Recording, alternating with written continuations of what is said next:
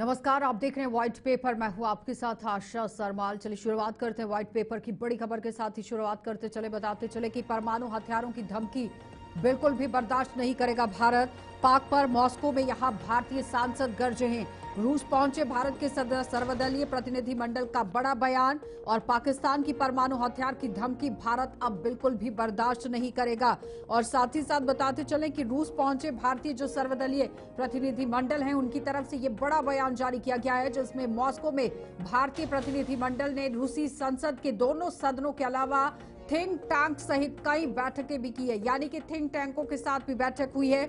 और रूस की यात्रा पर पहुंचे यहां जिस तरह से सांसद कनिमोझी के नेतृत्व में भारतीय सर्वदलीय प्रतिनिधिमंडल ने रूसी नेतृत्व के समक्ष आतंकवाद कतई बर्दाश्त नहीं होगा, इस तरह से बड़ी बात कही। उन्होंने कहा कि भारत की नीति दोहराई है और अब इस बात पर पूरी तरह से जोर दिया गया है, भारत किसी भी परमाणु ब्लैकमेल को बर्दाश्त नहीं करेगा। मॉस्को में अपनी बैठकों के दौरान दोनों पक्षों ने आतंकवाद विरोधी उपायों पर मजबूत करने और सभी रूपों और अभिव्यक्तियों के आतंकवाद को खत्म करने की आवश्यकता को सहमति यहां पर दे दी है। यानी कि आतंकवाद पर गहनता से चर्चा हुई है कि किस तरह से भारत के अंदर आतंकवादी हमले को अंजाम दिया गया पाकिस्तान की तरफ से।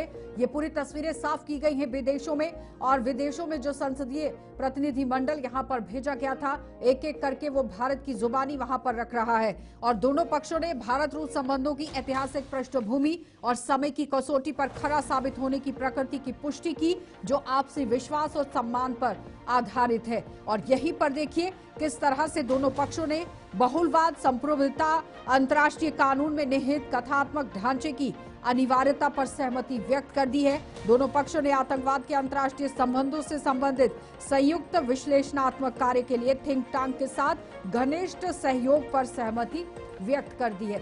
तो अपनी बात जिस तरह से भारत का जो प्रतिनिधिमंडल है वो देश के अलग अलग कोने के अंदर, तो आप देखिए पहले बात हुई, लेकिन उसके बाद पूरी दुनिया के अंदर प्रचार करने की कोशिश और बताने की कोशिश की गई कि पहलगाम के अंदर पाकिस्तान की तरफ से जनघन्य कृत्य किस तरह से किया गया और उसे नेस्तनाबूद करने के लिए कैसे कार्रवाई भारत ने यहां पर की है।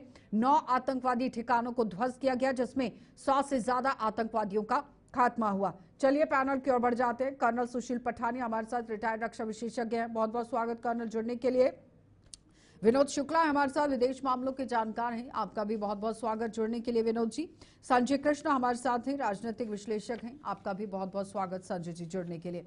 सबसे पहले तो मैं संजय जी आप ही के पास आऊंगी। जिस तरह से प्रतिनिधिमंडल वहां पर पहुंचा, रूस और भारत की जो आपसी सहमति और जिस तरह से गहनता से चर्चा हुई है, कृष्णा जी। देखिए ना, ये जिस तरीके से हम लोगों ने प्रतिनिधिमंडल बना के सारे देशों में भेजना शुरू किया है अपने अपने पक्ष को रखने के लिए, ताकि हमने जो भी पीछे अभी किया आतंकवादी गतिविधि के अगेंस्ट, हमने जो भी कार्यक्रम चलाए, हमने जो भी युद्ध कहिए या उसका जवाब देना कहिए, जो भी कहिए, जो भी हमने चलाया, उस चीज को पूरे विदेश के हर एक कंट्रीज में जाके उसको अपनी बात को रखना ये बहुत जरूरी था, ताकि पूरे देश में ये संदेश जाए कि हमने किसी पे कुछ जुल्म नहीं ढाया है, हमने कुछ गलत नहीं किया है, हमारे साथ गलत हुआ तो हमने उसका जवाब दिया है। क्योंकि पाकिस्तान का एक प्रोपेगेंडा जो है पूरे वर्ल्ड में चल रहा है कि हमारे साथ गलत हुआ, वो जीत का जश्न भी मना रहे हैं, इतनी बुरी तरह से मार खाने के बाद भी वो जीत का जश्न मना रहे हैं और दुनिया को ये बता रहे हैं कि इंडिया उनके साथ गलत करता है। तो उस चीज को टैकल करने के लिए, उस चीज को काउंटर करने के लिए ये प्रतिनिधिमंडल भेजना बहुत आवश्यक था। और ये अब बहुत दिखेगा बहुत अच्छे तरीके से। हाँ। जी विनोद शुक्ला जी वो कह रहे हैं कि ये प्रतिनिधिमंडल भेजना बहुत जरूरी था और आने वाले समय में इसकी पूरी तरह से आप देखिए तस्वीरें किस तरह से साफ हो जाएगी, क्योंकि जो एक प्रोपेगेंडा चलाने की बात हो रही थी उस पर तस्वीरें कहीं ना कहीं साफ हो जाएगी पूरी दुनिया के अंदर। देखिए आशा जी, ये प्रतिनिधिमंडल का जाना तो जरूरी था ही। उसका महत्वपूर्ण सबसे कारण ये है कि जो ऑक्सीजन पाकिस्तान को इन सारे उसकी गतिविधियों के बावजूद मिलती है, बावजूद इसके कि वो टेरर एक्ट्स को या टेररिज्म को फैलाता है, उसके बाद भी उसको ग्लोबल कई देशों से ऑक्सीजन मिलती है, आर्म एंड एम्युनिशंस मिलते हैं। तो उन सब चीजों को आगे के लिहाज से रोकने के लिए ये गतिविधि करनी बहुत जरूरी है। एक महत्वपूर्ण बात मैं आशा जी आपके दर्शकों से जरूर साझा करना चाहूंगा। इस जो 7 प्रतिनिधिमंडल है, 7 प्रतिनिधिमंडल जो 32 देशों में जा रहा है, उसके अलावा external affairs minister S Jaishankar भी 3 देशों की यात्रा कर रहे हैं। और वो 3 देश कौन कौन से हैं, बहुत केयरफुली उन्होंने चूज किया। जर्मनी, नीदरलैंड्स और डेनमार्क। अमेरिका के बाद अगर कोई ऐसा कुछ ऐसे देश हैं जो उनको सबसे ज्यादा आर्म एम्यूनिशंस प्रोवाइड करते हैं, तो वो जर्मनी, नीदरलैंड्स और डेनमार्क जैसे देश हैं। तो उनको भी ये बताने की कोशिश की जा रही है कि आप जिसको सामान्य भारतीय समझ के हिसाब से बोला जाए कि सांप को दूध पिला रहे हैं, उनको भी ये बताने की कोशिश की जा रही है कि आप लोग सांप को दूध पिलाना बंद कीजिए, इसलिए कि ये ग्लोबल शांति के लिए, विश्व शांति के लिए खतरनाक देश है, आतंकवादी देश है। ये देश के उसमें पूरे विश्व के लिए खतरा है। आज भारत के लिए 70-75 साल से खतरा है, बाकी लोगों के लिए खतरा है। अफगानिस्तान में मुश्किल हो ही रही है, ईरान में मुश्किल उनके द्वारा की जा रही। तो बेसिकली ये ग्लोबल पीस के लिए कह लीजिए भारत एक ठीक है।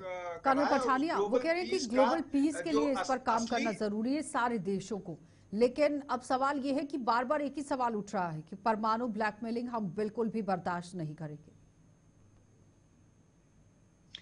देखिए, पहले तो मैं थोड़ा सा अपना विचार रखूंगा कि ये जो हमने 7 देशों में कॉन्टिनेंट में भेजे हैं अपना प्रतिनिधि मंडल, वो क्या अचीव करके आएंगे, that is time will tell.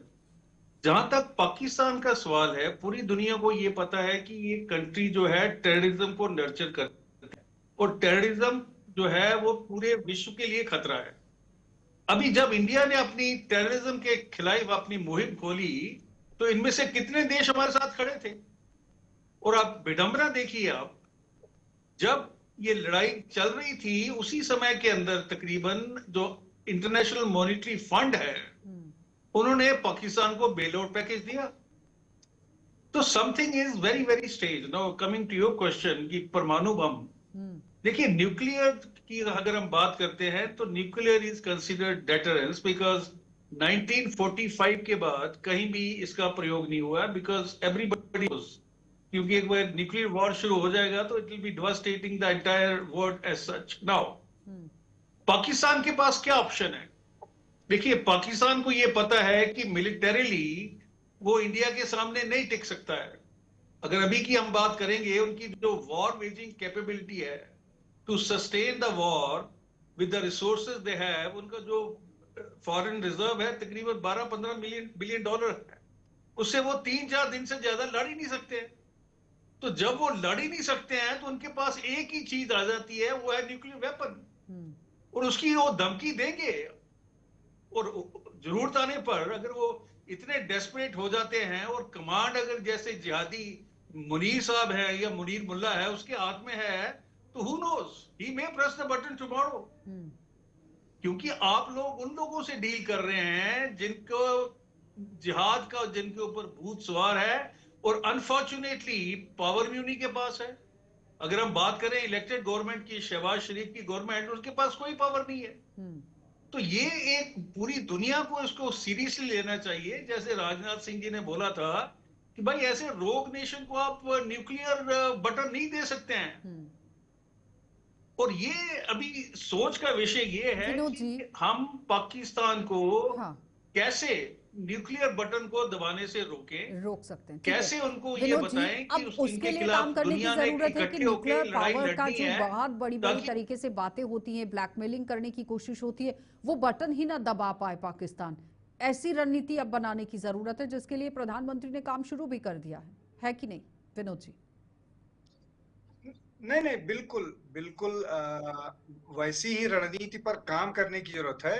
सबसे महत्वपूर्ण बात यह है, देखिए, हालांकि इस मामले में कोई इस तरह का क्रेडिबल इंफॉर्मेशन नहीं आया है, लेकिन जिस तरह की स्थिति है पाकिस्तान की, वहां पर कोई ऐसा व्यक्ति नहीं है जो न्यूक्लियर इंस्टॉलेशंस पर जिनकी वो हो, तो ये उस दृष्टि से भी खतरा है। और दूसरा ये कि भारत ने उस तरह से अपनी तैयारी कर रखी थी कि इनका न्यूक्लियर ब्लफ नहीं चलेगा।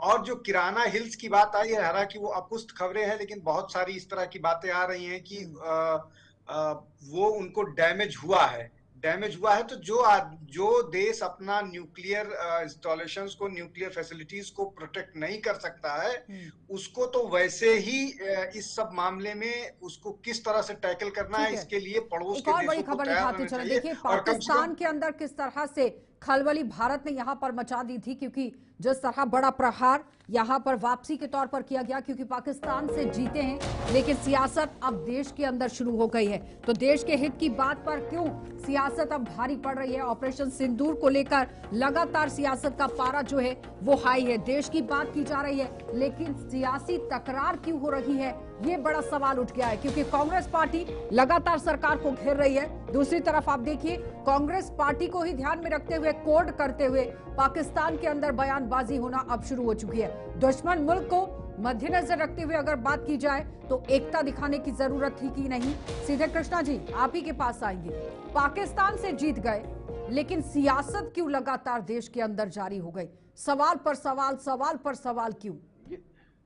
ये कुछ भी नहीं है, ये कुछ भी नहीं आशा जी। ये कांग्रेस की डेस्परेट वो चाहत है कि वो सत्ता से इतने दिनों से बाहर है, प्लस उनको ये भी दिख रहा है कि लगातार हार रहे हैं, हर जगह हार रहे हैं, और उनको ये भी भविष्य दिख रहा है कि निकट भविष्य में बीजेपी का उनके पास कोई तोड़ है नहीं। तो वो हर तरह की कोशिश कर रहे हैं, हर तरह के हथकंडे, छोटी से छोटी बात भी पकड़ने की कोशिश कर रहे हैं कि कैसे वो जनता को कन्विंस कर पाए कि बीजेपी गलत है और वो सही कर सकते हैं। तो जो ये अभी उनको मौके की तरह दिख रहा है, आप किसी भी डिबेट में, आज किसी भी चैनल के डिबेट में आप देखिएगा, कांग्रेस के प्रवक्ता और इंडी गठबंधन के सारे प्रवक्ता, उनको देख के आपको समझ में आएगा कि ये बहुत ज्यादा बौखलाए हुए हैं, बहुत ज्यादा फ्रस्ट्रेटेड हैं, कुछ भी बोल रहे हैं, अनाप शनाप कुछ पटांग कुछ भी बोल रहे हैं। मैं तो जब भी उनको देखता हूं तो हैरान होता हूं कि भाई साहब क्या ये मुद्दा उठाने का है क्या, जो आप मुद्दा उठा के बैठे हैं? बट नहीं, वो पीछे पड़े हैं। और उनके लिए सबसे बड़ा मुद्दा क्या, ट्रंप ने क्यों अनाउंस कर दिया, ट्रंप ने क्यों अनाउंस कर दिया? कर दिया ट्रंप ने अनाउंस। ट्रंप एक बड़बोला इंसान है, उसने कर दिया अनाउंस।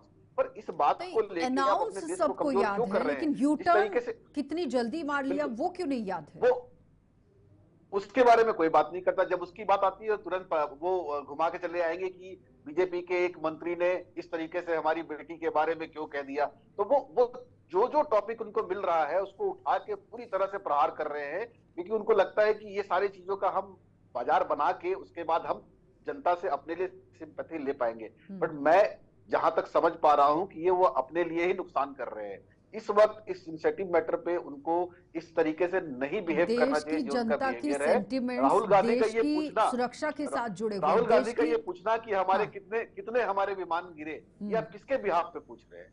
आप क्यों जानना चाहते हैं या क्यों पब्लिक में लाना चाहते हैं? जब हमारी सेना ने कह दिया कि हमारे सारे पायलट सही सलामत वापस आ चुके हैं, हमारा सब कुछ सही सलामत है। अब सवाल यहाँ पर ये हो जाता है कि पाकिस्तान के अंदर जो झूठी एक शान दिखाई जा रही थी, जीत बनाई जा रही थी, फील्ड मार्शल बना दिया गया मुनीर को, लेकिन टॉपिक 2.0 को लेकर जिस तरह से उसने काम किया है, सियासत तो देश के अंदर नहीं होनी चाहिए। देखिए आशा जी, जब आप एक शक्तिशाली देश के साथ लड़ते हैं तो अपनी हार को भी आप एक विजय के रूप में प्रोजेक्ट करते हैं, because that is required by the gallery और पब्लिक ऑफ दैट कंट्री। अभी मुनीर को उन्होंने बनाया, वो मुनीर जिसकी कमांड में, देखिए हमने क्या किया कि जब हमने 9 टेररिस्ट कैंप डिस्ट्रॉय किए पहली रात को, 6-7 की रात को, और उसके बाद उनका जो थोड़ा सा रिटेलिएशन आया in form of drone and missiles, हमने उनकी 11 से 15 एयर बेस तबाह कर दी थी। अभी वो सिपह सलार जिसको उन्होंने फील्ड मार्शल का वो अवार्ड दिया है, तो ये उसने अपने आप को, देखिए इससे पहले उनके जो डिक्टेटर थे अयूब, उन्होंने भी अपने आप को फील्ड मार्शल बना लिया था, तो मुनीर ने भी अपने आप को फील्ड मार्शल बना लिया। अभी सबसे बड़ा जो कंसर्न मैं देख रहा हूं कि अभी इस लड़ाई के अंदर ये जो छोटा सा कन्फ्लिक्ट हुआ था 4 दिनों का, जिसके अंदर बेसिकली एयरफोर्स मिसाइल्स और ड्रोन का प्रयोग हुआ, ग्राउंड ऑफेंसिव नहीं था, इसमें चाइना एक बहुत बड़ा रोल प्ले कर रहा है। और चाइना एयर डिफेंस के जो रडार उन्होंने दिए थे, वो उनको पता चल गया है कि वो जो रडार थे वो कबाड़ का एक ढेर थे, और हमारी जो एयरफोर्स ने उनको पूरी तरह से तबाह कर दिया। अभी जो लड़ाई होगी वो चाइना पाकिस्तान को यूज करेगा। We will be contesting against the China. वो मेरी वरी है, क्योंकि अभी आपने देखा होगा इनकी जो 6th जनरेशन एयरक्राफ्ट बना रहे हैं J-35 स्टेल्थ एयरक्राफ्ट, अभी उन्होंने अपनी इन्वेंट्री में उसको नहीं दिया है वो उसको आधे दामों में वो पाकिस्तान को दे रहे हैं, बिकॉज चाइना का जो उद्देश्य है वो पाकिस्तान को एक टेस्टिंग ग्राउंड बनाएगा जहां पे वो अपने वेपन को एक्सपेरिमेंट करेगा। लेकिन वो कितना सफल होगा ये तो बाद की बात रहेगी, क्योंकि भारत के साथ है अब टक्कर। तो ऐसा होंगे सीधा जिस तरह से अब चाइना की बात हो रही है, फिर उसके बाद अमेरिका को अगर ले लें, तुर्किया को ले लें, क्योंकि अमेरिका और तुर्किया की जो क्लोजिंग है वो इराक को मद्देनजर रखते हुए ली जा सकती है, यूक्रेन रशिया को मद्देनजर रखते हुए समझी जा सकती है, लेकिन चाइना जो सीपैक के तौर पर अब पाकिस्तान तक पहुंचने की कोशिश कर रहा है कि कॉरिडोर एक बन जाए, अफगानिस्तान तक वो चला जाए, क्योंकि पिछले दिनों आपने देखा कि पाकिस्तान और अफगानिस्तान को लेते हुए किस तरह से चाइना ने दोस्ती का हाथ भी आगे बढ़ाया है। देखिए, चाइना का अपना इंटरेस्ट, वो यहाँ पर डिस्टरबेंस पैदा करना चाह रहा है।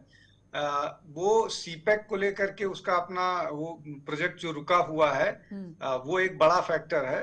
और वो सीपैक रुका इसीलिए है कि वहां पर जो बलूचिस्तान में प्रॉब्लम्स हो रही हैं, लेकिन उन सब के पीछे जो बेसिक रीजन है, जो मैं अक्सर या हमेशा कहता हूं, एक तो ये कि आईमेक रीजन है। आईमेक जो रुका हुआ है G20 में, जिस पर साइन हुआ था, जो इंडिया मिडिल ईस्ट वाला कॉरिडोर है। दूसरा ये कि जो अभी इकोनॉमिक रिस्ट्रिक्शंस लगाए हैं, उसमें जो जिस तरह से कंपनीज भारत आना शुरू हुई हैं, तो ये 2-3 फैक्टर्स हैं जो मुश्किल पैदा कर रहे हैं। अब इसमें सीधे चाइना भारत के साथ उलझना नहीं चाह रहा है, तो वो ये चाह रहा है कि किसी तरह से पाकिस्तान को इस पूरे मामले में आगे करके वो अपना ऑब्जेक्टिव वो करे। चूंकि पाकिस्तान में इंटरनल इतना प्रॉब्लम हो रही है बलूचिस्तान में आईमैक और जो सीपेक को रुके होने के कारण, तो यहाँ पर इन्वॉल्व करेगा पाकिस्तान को, तो शायद वहां पर कुछ चीजें अपने लिए आसान कर पाए भारत को इंगेज करके। तो कुल मिलाकर के मतलब पूरे भारत का डर दिखाकर अमेरिका चाहता है कि पाकिस्तान के अंदर घर बना ले और उसके अंदर अपना बिजनेस जो है वो सेटअप कर ले, लेकिन चाइना भी एक तरफ से चाहता है कि कॉरिडोर बन जाए और पाकिस्तान तक पहुंचे और वहां पर उसका भी बिजनेस चले। लेकिन कृष्णा जी, अब सवाल यहां पर ये आ जाता है कि ये जो जियोपॉलिटिक्स है ये लगातार जिस तरह से चल रही थी, भारत के अंदर जो अंतर कलह मचाने की कोशिश कांग्रेस पार्टी की तरफ से हो रही है, ये नहीं होना चाहिए था। एकजुट होकर नेशनल तरीके से आप देखिए प्लेटफॉर्म पर अगर बात करें, इंटरनेशनल प्लेटफॉर्म पर अब इस वक्त प्रधानमंत्री का साथ देते हुए लड़ने की जरूरत है, क्योंकि अगर तुर्किया की बात करें तो नाटो देश है। देखिए, ये मैं हमेशा से यही कहता आ रहा हूं कि ये इस वक्त ये सही समय नहीं था इस चीज के लिए। ये इस वक्त कांग्रेस या विपक्षी पार्टियां जो कर रही है वो बिल्कुल सही काम नहीं कर रही है। विश्व स्तर पे जो भारत की तरफ से एक मैसेज एकजुटता का जाना चाहिए था, वो इसकी वजह से कहीं ना कहीं तार-तार हो रहा है। आज पाकिस्तान कांग्रेस के नेताओं के बयान उठा के अपने सदन में दुनिया को ये दिखा रहा है, देखिए हम नहीं कहते, कुछ भारतीय भी यही कह रहे हैं। तो आप कांग्रेस नहीं है, आपको एक भारतीय की तरफ प्रेजेंट किया जा रहा है विदेश में कि देखिए सरकार कुछ और करिए, पर वहीं बैठे कुछ भारतीय उनकी बातों पे बिलीव नहीं करते या उनकी सच्चाई पर बिलीव नहीं करते। हम जो कह रहे हैं वो हमारी तरह से बात कर रहे हैं। तो एक तरह से आप अपने देश को छोटा करने का काम कर रहे हैं, ये कतई आपको शोभा नहीं देता। कृष्ण जी, मुझे एक बात समझाइए कि क्या जनता नहीं समझती है कि इस वक्त देश के अंदर कांग्रेस क्या रोल प्ले करने की कोशिश कर रही है? जब बाहर वालों के साथ लड़ना है तो घर के अंदर कोई भी अंतर कलह हो उसे छिपाते हुए, उस मतभेद को भूलते हुए काम करने की जरूरत है कि नहीं? बिल्कुल, देखिए यही तो जनता के बीच में आप अपना चेहरा, अपना असली चेहरा दिखा रहे हैं कि आप कितने मौका परस्त हैं, कि आपको कहीं भी कोई मौका मिलता है तो आप ये नहीं सोचते कि ये सही समय है कि नहीं, आप तुरंत कुरेदने लग जाते हैं चीजों को, आप तुरंत उसको अपने फायदे के लिए इस्तेमाल करने की कोशिश करने लग जाते हैं। कांग्रेस और विपक्षी पार्टियां ये लगातार कर रही हैं। पिछली बार अरविंद केजरीवाल का नाम लेके पाकिस्तान में डंका बजाया गया था कि ऐसा कुछ नहीं हुआ है। इस बार राहुल गांधी का नाम लेके पाकिस्तान में डंका बजाया जा रहा है। देखिए, जो वहां के लीडर ऑफ अपोजिशन है। एक और बड़ी खबर दिखाते चले कृष्णा जी, एक और बड़ी खबर जहां पर देखिए किस तरह से एयरपोर्ट्स को मद्देनजर रखते हुए बड़ी खबर है, क्योंकि फ्लाइट्स में मोबाइल का इस्तेमाल अब यहां पर लोग नहीं कर पाएंगे।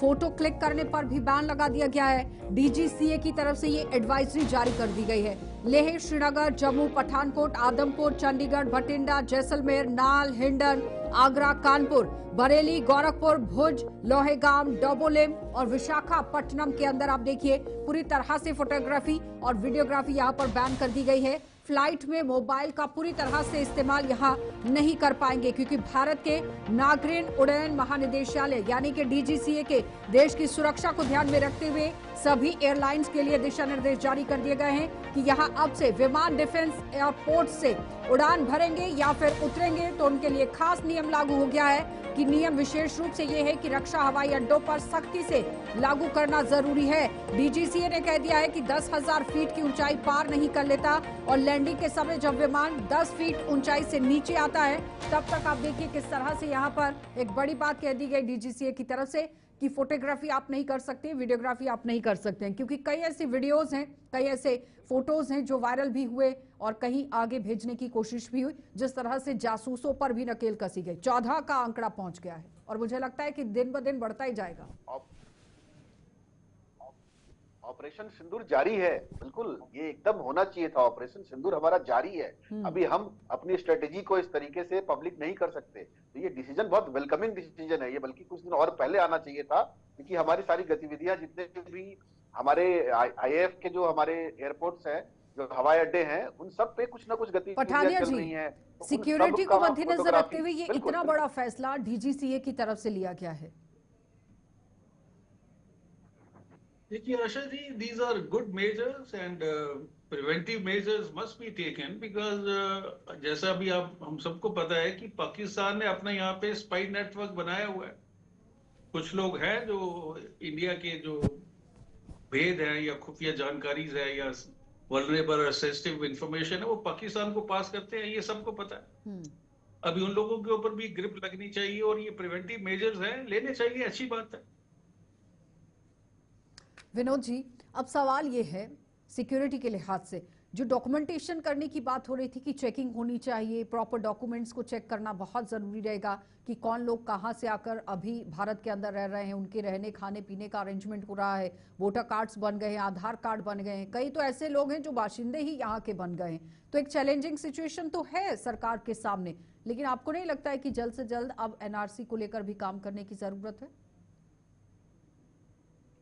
नहीं आशा जी, एनआरसी के बिना तो इस देश का जो स्थिति है, जिस तरह से इन्फिल्ट्रेशन तेजी से बढ़ रहा है और लोग यहाँ हर जगह पर जितने भी सरकारी जमीन और वो है जंगल और कैचमेंट एरिया उस पर कब्जा करके रखे हुए हैं। हर रोज आ रहे हैं, ऑन एन एवरेज 1000 लोग 2000 लोग महीने में बॉर्डर क्रॉस कर रहे हैं और सरकारी आंकड़े के हिसाब से 2 करोड़ से ऊपर लोग रह रहे हैं। तो एनआरसी के अलावा और कोई चारा नहीं है। और कुछ प्रदेशों में जो बॉर्डर वाले हैं जैसे आसाम और वेस्ट बंगाल, इन सब जगहों पर तो हालात बहुत खराब हो गए हैं। आसाम में लगभग 80 लाख ऑफिशियल फिगर है, विदेशी घुसपैठी रह रहे हैं 60-70 के आसपास पश्चिम बंगाल में है।